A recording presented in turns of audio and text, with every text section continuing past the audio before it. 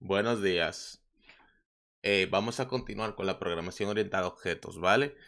En principio creo que terminamos hoy, pero venga, vamos a ver sobre todo, como ya más o menos lo hemos inicializado, vamos a ver lo que son las propiedades de la programación orientada a objetos. Y esto, la programación orientada a objetos como tal, es una cosa que si sois biólogos, científicos, os va a gustar. Os lo digo por experiencia propia. Esto es una de las cosas más bonitas y que más me mola de la programación orientada a objetos, ¿vale? De programar de esta forma. Y ya, o sea, bueno, esto. Una propiedad de la programación orientada a objetos en específico, es lo magnífico, ¿vale? Ya lo veremos. El caso, vamos a ver, la programación orientada a objetos, vamos a escribirlo aquí arriba, ¿vale? Programación orientada a objetos. Voy a usar comentarios de una simple línea. Programación orientada a objetos, que lo vamos a llamar en inglés Object Oriented Programming, ¿vale? Tiene propiedades. Son cuatro. No me las sé, o sea, perdón, o sea, sí, las he consultado ahora mismo antes de iniciar el vídeo, pero me las sé, me sé la teoría, pero puedo no acordarme de alguna, pero las tengo en una página, ahora os la enseño, ¿vale? En principio son cuatro, ¿vale? Cuatro propiedades. Vamos a numerarlas. Encapsulamiento. Creo que se escribe así en inglés, ¿vale? Encapsulamiento. Creo que ya alguna cosa hemos dicho de alguna de ellas, ¿vale? Dos. Herencia. Inheritance. Creo que es en español. Inheritance, si no me equivoco, ¿vale? Tres. Polimorfismo. Esta es una de mis favoritas, ¿eh? De hecho, los que sois científicos sabéis lo que es, ¿vale? O incluso los que no. Pero vamos. Y cuatro, me falta una. Abstracción. Creo que esas son las cuatro, ¿vale? En principio son tres. O sea, la cuarta yo no sé. No siempre se incluye mucho, pero las tres principales son encapsulamiento, polimorfismo y herencia, ¿vale? Son las tres más principales, ¿vale? Pero va, con que no sepamos las cuatro. Entonces, vamos a ver esas cuatro propiedades ahora, ¿ok? Me gustaría ver ejemplos. Cuando hagamos los ejercicios, vamos a ver ejemplos de todas ellas, ¿ok? Pero vamos a verlas de forma rápida por encima, cada una de ellas. Voy a empezar, yo creo que por el encapsulamiento, ¿vale? Es lo más fácil de explicar, yo creo, ¿vale? Dejadme ver. Tengo aquí en una página. ¿Lo ve? Se ve, se ve. Tengo aquí las propiedades, ¿vale? En este artículo que está muy bien. Abstracción, inheritance, herencia, polimorfismo y encapsulamiento que está arriba, creo, ¿vale? Vale, y ahora vamos a empezar con el encapsulamiento, ¿vale?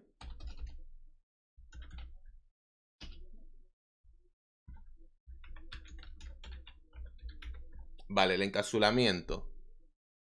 Lo que quiere decir esto es que, pues, en la naturaleza, bueno, en el mundo, los objetos del mundo real tienen propiedades que nosotros no podemos modificar ni podemos hacerles nada a esas propiedades. Ejemplo, nosotros no podemos modificar el color de una manzana. Por ejemplo, si una fruta cualquiera, no una manzana, una fruta puede nacer verde, su color es verde, pero ese color es privado a esa fruta, porque esa fruta es la única que puede cambiar ese color. Nosotros no podemos desde fuera. Esa propiedad, ese atributo es eh, no modificable, no se puede modificar. Eh, Luego, esa fruta, ¿cómo modifica esa propiedad? Pues a través de diversas funciones, métodos en este caso, que puede ser pues la maduración, por ejemplo, madurar. A través de ese método modifica el color, que es una propiedad privada, pero lo modifica la propia fruta, el propio objeto, ¿vale? Modifica su propio atributo. Es decir, un atributo privado es aquel atributo que solo puede modificar el propio objeto que lo tiene, nadie más. Hay una forma de modificarlo que es a través de métodos getters y setters, que lo veremos que son necesarios para la programación porque no es exactamente igual que en la vida real, el tema de los objetos, ¿vale? Pero ahora lo vemos. Entonces el encapsulamiento es que los objetos, en teoría, son unidades independientes que tienen propiedades que son únicas, que son únicas no, pero que son propias de ellas y que no pueden ser modificados por otros. Es decir, que el acceso a las propiedades, a algunos métodos, a las funciones, es privado y no podemos acceder a esas propiedades desde fuera. No podemos modificarlas desde fuera, libremente, ¿vale? Ese es el encapsulamiento. Es como coger todo, encerrarlo en algo y dejarlo ahí encerrado. Básicamente es que un objeto encierra dentro de sí sus atributos que son privados, ¿vale? Es algo así. Creo que más o menos se entiende. Entonces, ¿cómo se implementa esto en la programación? Pues a través de los modificadores de acceso. Creo que se escribe así, ¿vale? Que son modificadores privados, protected, protegido. Creo que el otro era public y default, ¿vale? Esos son los modificadores de acceso que definen los atributos como son. Si son públicos, los atributos son atributos que podemos modificar desde fuera, ¿vale? Desde fuera lo podemos modificar. Esos atributos no suelen ser muy comunes, ¿vale? Los atributos de los objetos suelen ser privados, ¿vale? Pero en programación orientada a objetos, perdón, como a veces tenemos que modificar los atributos de un objeto, pero queremos respetar el encapsulamiento, lo que hacemos es pues un truquillo, ¿vale? Para poder acceder y modificar esos atributos, pero no se van a modificar de forma pues a pelo, o sea, aunque tengamos métodos que nos sirvan para modificar los atributos, no vamos a modificarlos sin más, o sea, libremente, vamos a tener más cuidado con ellos, ¿vale? Aunque se pueda hacer. Lo que se hace es los atributos que son privados, por ejemplo, estos dos que tenemos aquí, private height y surface, el área y la altura, son privados, solo pueden ser modificados por este objeto, por esta clase. Al crear código dentro de esta clase, estamos creando código que va a ser ejecutado dentro de un objeto, porque las clases son plantillas. O sea, todo lo que tenemos aquí va a ser cosas de un objeto. Cuando esa clase sea instanciada, se va a crear un objeto. Entonces, solo este objeto, bueno, en este caso clase, pero solo desde aquí dentro podemos modificar estos atributos libremente. Ejemplo, height es igual a 8. ¿Veis? Lo he modificado libremente, ¿lo veis, no? Le he dicho que la altura es 8. No... sí, vamos, que no tiene más, ¿vale? Aquí normalmente usamos this cuando estamos refiriéndonos al mismo objeto, eso ya lo hemos visto.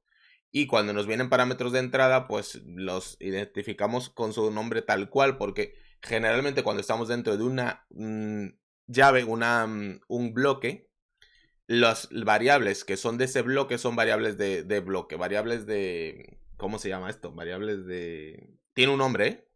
No recuerdo el nombre ahora mismo, pero porque hay varios tipos de variables. Hay variables globales, que son variables de fuera, que son en este caso variables de clase. Estas variables son variables de clase porque son vistas por la visualización, o sea, no lo podemos acceder a ellas desde cualquier punto, ¿vale? Pero esta variable height no podemos acceder a ellas desde este método. Desde este método SciWhatIam yo no puedo acceder a height. Mira, height es el height de clase, ¿vale? Lo veis que es azul claro, el height de clase, pero no es este height, ¿vale? Este height no podemos acceder a él desde aquí, porque no es visible a nosotros, porque está dentro de un bloque. Imaginaos que es una carpeta donde tenéis cosas, pues, ¿qué puedo poner? Pues en una carpeta pones diferentes hojas, ¿vale? No, papel. Entonces ponéis, pues, en estos papeles, encima de esos papeles, una especie de cartoncillo que sea una portada, ¿vale? ¿Qué sucede? Que yo si meto un cartoncillo en un bloque de esa carpeta, para meter, por ejemplo, la clase biología, puedo tener varias clases, biología, química, física, pues meto biología en un bloque, le meto un cartoncillo que sea el título, pues ese cartoncillo solo es accesible desde ese bloque, ¿no? Los otros bloques no pueden saber nada sobre ese cartoncillo, porque los otros bloques tienen sus propios cartoncillos. O sea, dicho de otra manera, las variables el scope, el alcance de las variables varía en función del bloque en el que han sido definidos. Cuando son definidos en un sitio y hay bloques internos, todos esos bloques internos pueden acceder a esa variable, ¿vale? Pero los bloques paralelos y los bloques externos no pueden acceder a variables que están definidas dentro, ¿vale? Vale, dicho esto, seguimos el encapsulamiento. Entonces, se implementa de esta forma, ¿vale? Private, protected, public. Las variables de clase suelen ser accedidas por cualquier punto de esa clase, porque están arriba del todo, ¿vale? Bueno, no es porque estén arriba, es porque están afuera del todo, ¿vale? Imaginamos que una clase es una cebolla. Las capas exteriores son esta parte de aquí, ¿vale? Luego hay una capa más interior, luego hay otra capa que también, bueno, no es una cebolla. Porque esta capa no es interior a esta. O sea, pero casi, vamos. Casi, casi. Entonces, con esto el encapsulamiento está visto. Y ahora vamos a ver otra propiedad de la programación orientada a objetos. Las propiedades que vamos a ver ahora, las vamos a ver más fuertemente luego, ¿vale? Porque son muy importantes, muy, muy importantes. La herencia, ¿vale? Es demasiado importante, lo es todo en la programación orientada a objetos, ¿vale? Demasiado importante, os lo digo. Lo que implica la herencia es que una clase pues hereda de otra. ¿Y eso qué significa? Pues que la clase que hereda recibe atributos y funciones de la clase padre o madre, ¿vale? Entonces, esto es muy importante porque tú puedes hacer que crear un objeto, una clase que cree objetos, perdón, que sea forma geométrica, como en nuestro caso, ¿vale? Geometric form. Esa forma geométrica va a tener variables de atributos de clase que son genéricos, que tienen todas las formas geométricas. Ejemplo, ¿todas las formas geométricas tienen altura? Sí, porque las formas geométricas, bueno, las formas geométricas, polígonos, no sé cómo llamarle, pero las formas geométricas en principio tienen 2 dimensiones, ¿vale? En principio, mínimo. Esas 2 dimensiones implican que tiene un área, ¿vale? Una superficie, por lo cual también las formas geométricas tienen una superficie. Realmente no es del todo así, porque creo que una línea es una forma geométrica, pero una línea no tiene superficie, ¿vale? Pero vamos a suponer que las líneas no son formas geométricas, ¿vale? En este caso, tenemos variables que son de todas las formas geométricas, y luego podemos crear otras clases que serían, por ejemplo, cuadrado, círculo, esfera. Esas son formas geométricas, pero no son la misma clase, porque son objetos diferentes. Por lo cual creamos otras clases que sean esfera, círculo, cuadrado, ¿vale? Pero ¿qué pasa? Que son formas geométricas. Y al ser formas geométricas, todas ellas deben heredar de la clase forma geométrica. Es decir, todas ellas deben ser formas geométricas, ¿vale? Si una clase hereda de otra, esa clase es de ese tipo de la que hereda, ¿vale? Dicho de otra manera, si tenemos la clase persona, de esa clase puede salir, por ejemplo, otra clase que sería pues humano, ¿vale? Humano sería una persona. Imaginaos que hayan extraterrestres. Pues de esa clase pueden salir, pues, por ejemplo, marcianos. Los marcianos podrían ser considerados personas en este caso. Imaginaos. Pueden ser también heredadas, herederos de la clase persona, ¿vale? Entonces, todas esas clases hijas son personas, por lo cual todas serán de la clase persona. Todas las formas geométricas, cuadrado, círculo, triángulo, rectángulo, todas las formas geométricas son formas geométricas, por lo cual heredan de la clase padre, madre, forma geométrica, ¿vale? Entonces, en la herencia tenemos una clase y varias clases, o una o varias hijas, ¿vale? ¿Cómo le llamamos?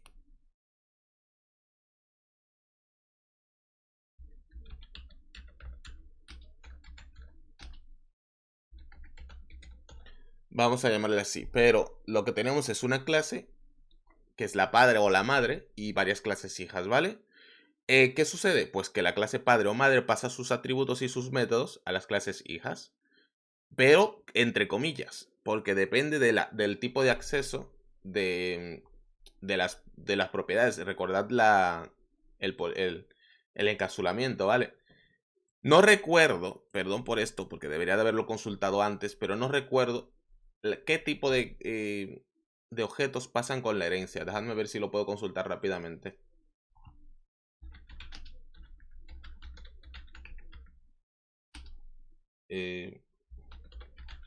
Voy a poner esto para ver si las clases heredan los atributos privados, pero creo que no, ¿eh? Vale, vamos a ver, aquí hay una pregunta. Vamos a ver.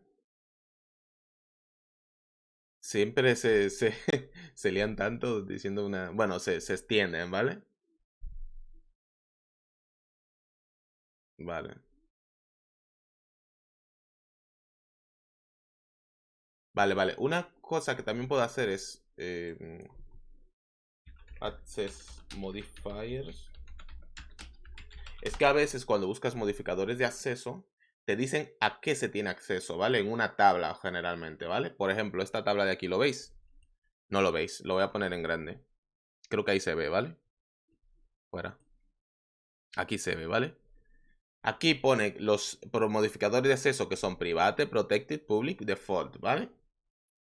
Te pone si se puede acceder desde la misma clase, todos se pueden hacer de la misma clase, incluidos los privados, que son los más restrictivos. Luego, se te dice si se puede hacer desde clase del mismo paquete. Te dice si se pueden acceder desde subclases. A ver, same package, no subclass. No lo veo. Same package, subclass. Vale, sí. Subclases del mismo paquete, ¿vale? No clases del mismo paquete, sino subclases, o sea, clases hijas, ¿vale? En el caso de private, no se heredan, ¿vale? Vale, lo veo. Entonces, lo que tenemos es que todos los atributos pasan a las clases hijas, salvo los privados, ¿vale? Vale, dicho esto,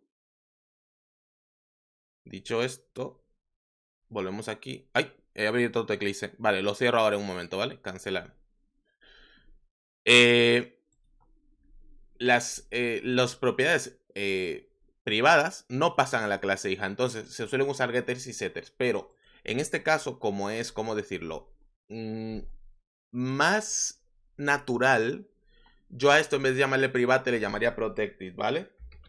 Porque yo quiero que sea privado, pero que se pueda acceder desde una subclase, ¿vale? De la clase hija. O sea, que la clase hija tenga esta propiedad también, ¿vale? Si es privado, la clase hija no tiene esa propiedad, por lo cual es como si la clase hija no tuviera superficie, y tiene superficie, ¿vale? Entonces sería protected en este caso, ¿ok? ¿Veis cómo dependiendo de qué cosa, de la variable que vais a implementar, del tipo de objeto de todo esto, vais a necesitar un modificador de acceso u otro? Pues en este caso serían protected, ¿vale? Entonces, hay muchas cosas importantes en relación a la herencia. Por ejemplo, cuando una clase hereda de otra, esa clase que hereda, bueno, tiene todos los atributos de la clase padre o madre, tiene las funciones, o sea, que tienen el modificador de acceso adecuado, que no sean privates, es decir. Y al hacer eso, pues, por ejemplo, una clase hija puedes darle una variable que sea del tipo clase, pues lo que sea, y le pones punto después del nombre de la variable y accedes a todos los atributos y métodos que estén accesibles de la clase padre, porque son también de esa misma clase, porque esa clase se considera de esa misma clase padre, ¿vale? Dicho de otra manera, la clase cuadrado es una clase forma geométrica, ¿vale? Lo es, ¿ok? Yo creo que voy a hacer otro vídeo más, ¿vale? Otro vídeo más sobre programación, donde vamos a ver un poco más la herencia por precaución, ¿vale? Un vídeo más corto donde vamos a ver la herencia. Antes de hacer los ejercicios, vamos a ver un vídeo sobre la herencia, ¿vale? Esta clase, forma geométrica, la vamos a extender para hacer la clase cuadrado, círculo, ver lo que es la herencia, y vamos a ver el polimorfismo que tiene relación, ¿vale? Entonces, más o menos yo creo que lo explicamos. Sí, yo creo que ya está explicado. Bueno, otra cosa que tengo que decir sobre la herencia es que en Java la herencia solo se puede de una clase. Solo se puede heredar de una clase, ¿vale? No más. Y la herencia se especifica en la descripción, en la declaración de la clase con la palabra extends. Si yo aquí forma geométrica le pongo extends y pongo, por ejemplo, ArrayList, Lo que quiero decir es que esta clase hereda de la clase ArrayList. Es decir, que esta clase es un ArrayList, ¿vale? Me sale un error porque me puede faltar un método. Ahora vemos lo que es. Bueno, tengo que importar el ArrayList. Vale, ya está. Ya somos un ArrayList, ¿vale? Entonces, yo puedo darle a una... Puedo crear un objeto de forma geométrica. Por ejemplo, voy a crear un objeto en esta misma clase, lo cual no es muy conveniente, ¿vale? Pero lo voy a crear aquí. Geometric form. F.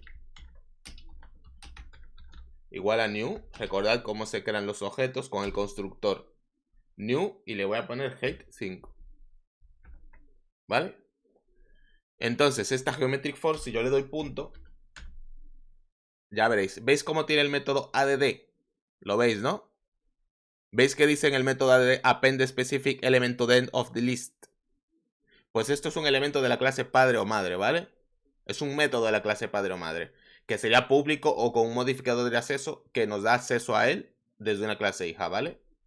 ¿Veis cómo tiene surface, mod, con, height? Aquí tiene atributos que son de esta misma clase, ¿vale? Entonces, esta clase hija, al ser un ArrayList, también puede añadir elementos a la lista y todo eso, pero vamos. Eso no ocurre en la... O sea, no vas a crear una clase que sea un ArrayList, ¿vale? Vais a crear clases que van a heredar de otras y toda esa historia. Entonces, ya sabemos cómo definir la herencia. Lo quito, ¿vale? Lo guardo. Y luego vamos a definir lo que es el polimorfismo y la abstracción, pero lo vamos a ver en el futuro con la herencia, ¿vale?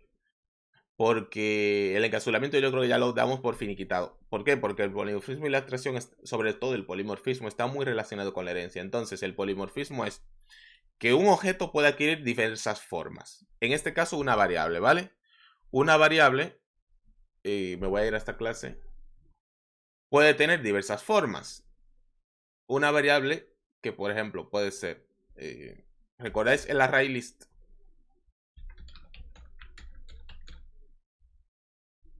Si le pongo un ArrayList de strings, p,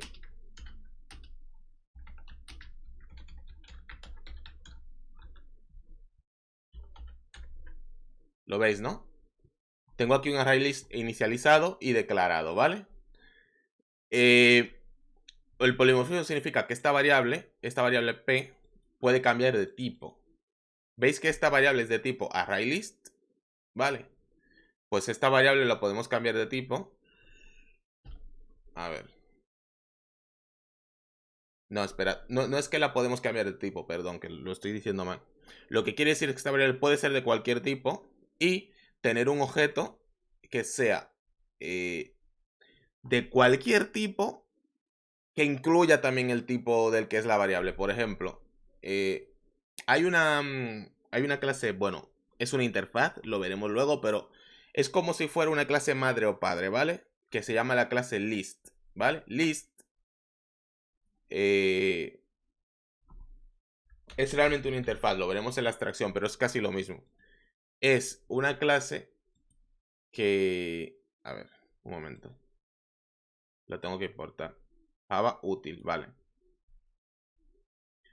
Es una clase que dentro tiene otras muchas clases, incluida ArrayList, ¿vale? Entonces yo la variable la puedo definir de este tipo, de la clase padre, y puedo guardar una instancia, un objeto de la clase hija. Ejemplo, si yo creo un objeto de tipo forma geométrica, yo puedo meter en esa variable cualquier objeto de tipo forma geométrica. Y cualquier objeto de tipo forma geométrica es un cuadrado, un círculo, una esfera o cualquier cosa. Esto es el polimorfismo, ¿vale? La variable puede adquirir diversas formas, ¿vale? Y sigue siendo una variable del mismo tipo, pero dentro guarda una referencia a un objeto de una clase hija, ¿vale? Entonces, en este caso, la variable p va a ser de tipo ArrayList, pero yo puedo hacer lo siguiente. Yo puedo usar la variable p y guardar una referencia diferente. Por ejemplo, una referencia a una clase que se llama LinkedList, que también hereda, entre comillas, porque es una interfaz de la clase list, ¿vale? La importo y veis como la variable sigue siendo de tipo list, no he cambiado el tipo. Esto sigue siendo list, ¿vale? Y una cosa curiosa que tenemos que tener en... Bueno, da igual. El caso es, la variable es de tipo list, pero guarda una referencia a un objeto de tipo linked list, ¿vale? ¿Por qué? Porque realmente un linked list es un list, ¿vale? Eso tiene mucha utilidad. Ejemplo, una cosa que yo hice, pues el ejemplo que os enseñé de las bacterias que se movían y todo esto, ¿recordáis? El primer vídeo de todos. Pues yo en ese código tenía que una bacteria, yo tenía esto, bacteria, en inglés bacteria es bacteria, ¿vale? Está tal cual. Por ejemplo, se llamaba pues nitrosomonas, es un nombre de bacteria, ¿vale? Esto yo tengo puesto que es una bacteria más específica, una clase hija, que puede ser, por ejemplo, bueno, voy a cambiar el nombre, espera. ¿Por qué? Porque no me puedo arriesgar a decir nitrosomonas y luego decir que es un tipo de bacteria y luego que no tenga sentido, porque luego me matan los biólogos, ¿vale? Vamos a poner generic bacteria, ¿vale? Con camel case. Y yo puedo poner esto.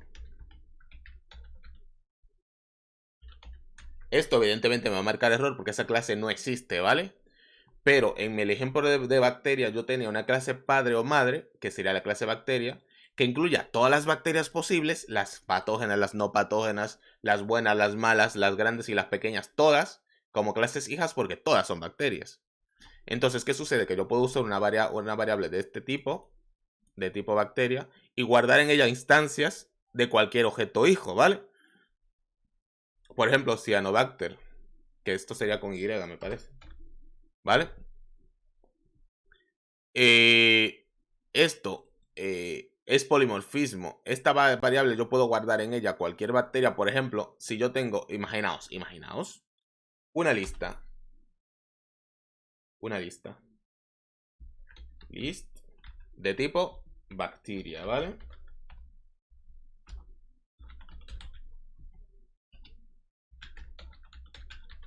¿Vale?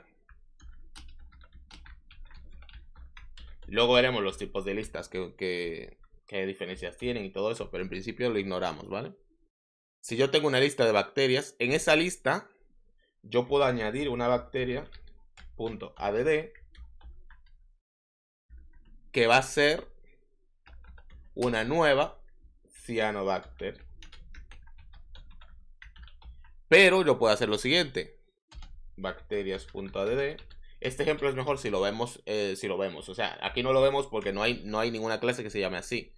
Pero cuando tengamos clases con herencia, lo vamos a ver, ¿vale? Yo puedo crear una nueva Purplebacter, ¿vale? Una bacteria diferente. ¿Lo veis? Puedo meter en una misma lista, recordad, las listas tienen objetos del mismo tipo. Esta lista va a tener objetos del tipo bacteria, pero esos objetos de tipo bacteria tienen referencias a objetos de clases hijas diferentes, es decir, de tipo Cyanobacter, Pupelbacter. Entonces, ¿veis la magia de la polimorfismo? Estupendo, ¿eh? Podemos hacer también agregar una nueva Colibacter. ¿Vale? Lo veis, ¿no? La misma variable, la clase padre del tipo clase padre puede tener cualquier forma de las clases hijas, ¿vale? Puede tener la forma de Cyanobacter, la forma de Pupelbacter, la forma de Colibacter, cualquier forma, ¿vale? Y aquí me falta un paréntesis, que da igual porque realmente no existe el objeto, pero vamos. Lo veis, ¿no? Yo creo que ya se ve. Y lo que es la abstracción, ¿vale? Voy a quitar esto. Es... ¿cómo decirlo? Es algo muy útil también, ¿vale? Pero lo que quiere decir es que pues podemos tener pues abstracción en la programación. Ejemplo, forma geométrica. Forma geométrica es algo que no tiene forma como tal, no es una abstracción. ¿Por qué? Porque no existe como tal. O sea, la palabra forma geométrica es una definición genérica de algo que tiene forma, que tienen pues unas dimensiones, ¿vale? Por ejemplo, un cuadrado es una forma geométrica, pero si yo digo esa forma geométrica, yo me puedo estar refiriendo a un cuadrado, a un círculo, a una esfera, a cualquier cosa. Es una abstracción, no sabemos a qué nos estamos refiriendo, ¿vale? Pero no sabemos que por ser una forma geométrica, pues es algo que tiene unas propiedades determinadas, ¿vale? ¿Lo entendéis, no? Entonces, forma geométrica sería, por ejemplo, una abstracción, puede ser una abstract